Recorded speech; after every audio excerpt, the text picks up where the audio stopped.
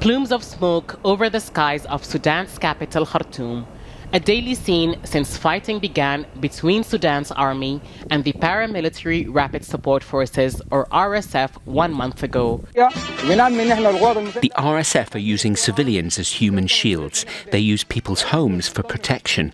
We consider this a cowardly way of war. The Sudanese army is now on the ground. You want to fight them on the ground, not from people's homes. On Monday, an airstrike hit a hospital in East Nile.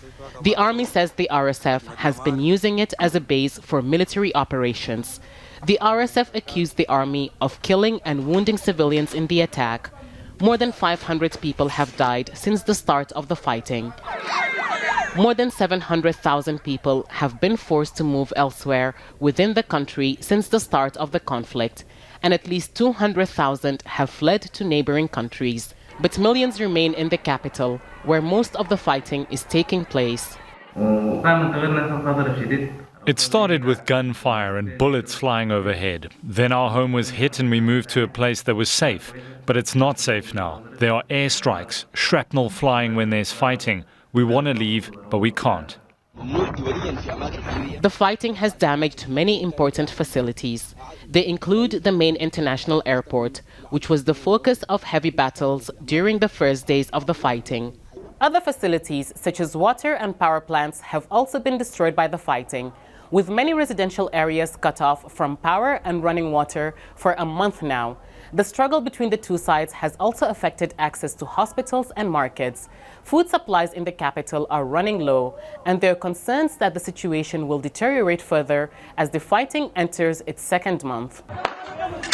Other cities in Sudan have also witnessed fighting. The most recent is el-Geneina in West Darfur, where militias allied to the RSF have been attacking the city for 4 days. We call on all the international organisations and the UN agencies to provide safety and food and to protect civilians. We also ask for the return of health services because the situation here in el-Geneina is a catastrophe. All international organisations and civil societies should direct their assistance to el-Geneina.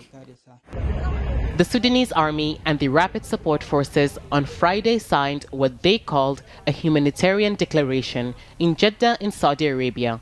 It aims to allow those trapped in Khartoum to leave conflict areas and for aid to come in to those in need, as well as protecting people and their homes.